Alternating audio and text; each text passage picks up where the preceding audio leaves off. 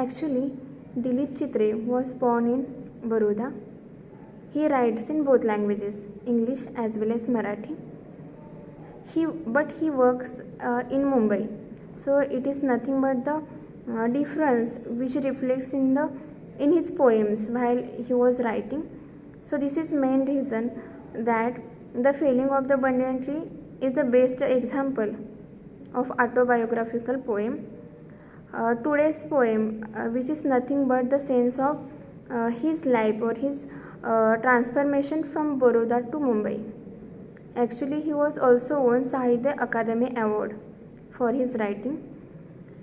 Actually, he is famous for the writing or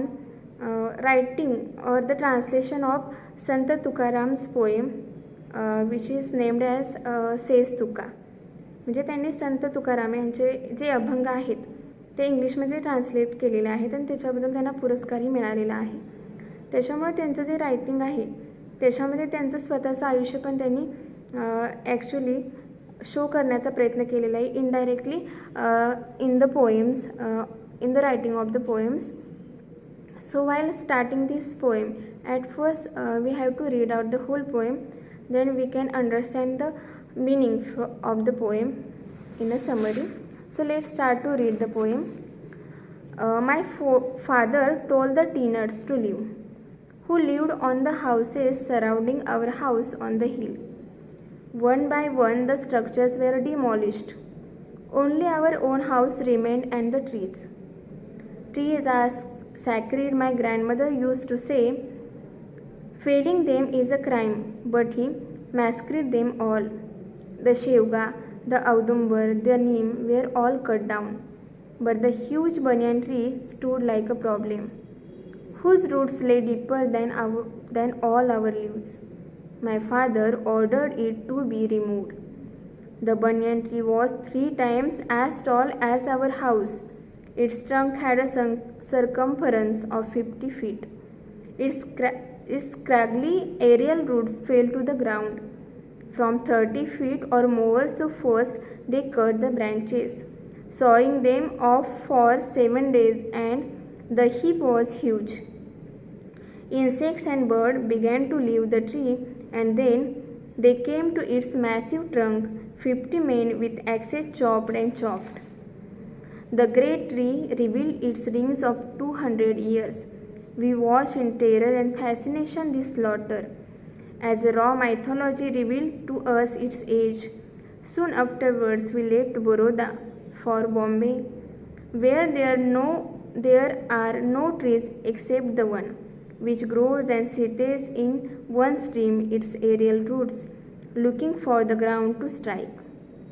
So this is nothing but whole the poem. Actually, from the starting stanza of this poem, poet is actually giving the description of the place from which he was transformed. The place is Baroda. त्याच्यामध्ये poet सुरुवातीला बरोदा हे ठिकाण जे त्यांचे जन्मस्थान आहे त्याचा उल्लेख याच्या ठिकाणी करत आहे. आणि ते करत असताना त्याच्यामध्ये सुरुवातीला हे सांगितलेलं आहे की ते ज्या ठिकाणी राहत होते त्या प्लेसला भरपूर म्हणजे प्रत्येक ठिकाणी there was at least so much change, but their old house is as it is. म्हणजे जिथून ते सुरुवातीचं त्यांचं जे गाव होतं जिथून ते मुंबईला आले त्या ठिकाणचं प्रत्येक गोष्ट बदललेली आहे, पण त्यांचं असणारं जुनं घर आहे तसंच आहे. त्या ठिकाणी असणारी झाडे आहेत तशीच आहेत. But his father actually decided that now there is need to change actually the place, the house and surrounding atmosphere. पण त्यांच्या वडिलांनी असं ठरवलं की त्या ठिकाणी बदल करणं आवश्यक आहे. त्याच्यामुळं त्या ठिकाणी असणारी झाडं तोडण्याचा निर्णय वडिलांनी घेतलेला आपल्याला या ठिकाणी पाहायला मिळतो. There is actually mention of some of names of the trees such as shevga, audumbar, then neem and the banyan tree. Actually त्याच्यामध्ये शेवगा, औदुंबर असू देत, लिंबाचं झाड असू दे, या सगळ्या झाडांचा उल्लेख आहे. त्याचप्रमाणे वटवृक्षाच्या झाडाचा पण उल्लेख आहे. सुरुवातीच्या स्टांजामध्ये there is another information, additional information that the opinion of his grandmother about the trees. त्याच्यामध्ये त्याच्या आजीचं जे मत होतं झाडांच्याबद्दल ते असं आहे की cutting the tree is nothing but a big crime, म्हणजे झाडांना तोडणं हे एक प्रकारचा गुन्हा आहे अशी त्यांची आजी म्हणत असल्याचं उल्लेख या कवितेमध्ये कवीने केलेला आहे. पुढे जात असताना त्यांनी असं सांगितलेलं आहे की it was easier to cut down all the trees except the banyan tree, म्हणजे प्रत्येक झाड करत असताना त्याच्यामध्ये कोणत्याही प्रकारचा प्रॉब्लेम आला नाही, परंतु प्रॉब्लेम आला तो ज्यावेळी बनियन ट्री कट करायची होती त्यावेळी, because the banyan tree was huge comparison to another trees, म्हणजे इतर झाडांच्या तुलनेने ते झाड खूप मोठं होतं. त्याच्यामध्ये हा पण उल्लेख आहे for cutting the banyan tree there was actually 50 men were called, म्हणजे त्या ठिकाणी 50 व्यक्ती त्या ठिकाणी बोलवले गेले आणि त्याच्यामध्ये सुरुवातीला they cut the branches of the trees, म्हणजे त्याच्या फांद्या कट केल्या गेल्या. त्याच्यानंतर त्याचा ह्यूज ट्रंक त्याचा पण उल्लेख याच्यामध्ये केलेला आहे. पुढे जात असताना there is information after actually the age of the tree it was 200 years, म्हणजे 200 वर्षापूर्वीचं ते झाड होतं जे खूप मोठं होतं आणि त्याच्या पारंब्या जमिनीला टेकलेल्या होत्या, जेणेकरून त्याच्यातून नवीन झाडांची निर्मिती होऊ पाहत होती. So it is also describe in the poem. Actually already I have told you that it is nothing but the autobiographical poem. So how can we relate this term or this banyan tree?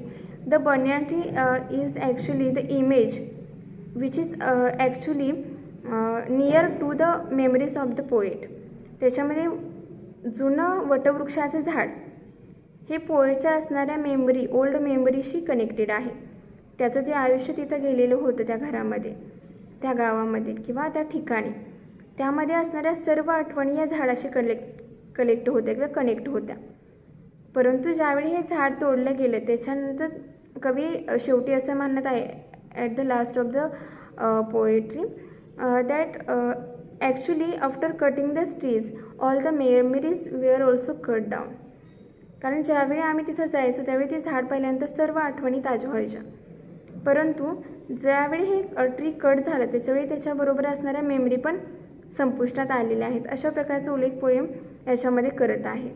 So it is nothing but somewhat emotion which were actually connected to poet in actually while giving the image to the old memories as the felling of the banyan tree, म्हणजे झाडाचं त्या ठिकाणी cut होणं याच्यापेक्षा त्या memories त्याच्यामधून बाहेर जाणं किंवा त्या मेमरीपासून लांब येणं हे ॲक्च्युली पोएट्रीच्या माध्यमातून पोएट आपल्याला सांगण्याचा खूप सुंदर प्रयत्न या ठिकाणी करत आहे.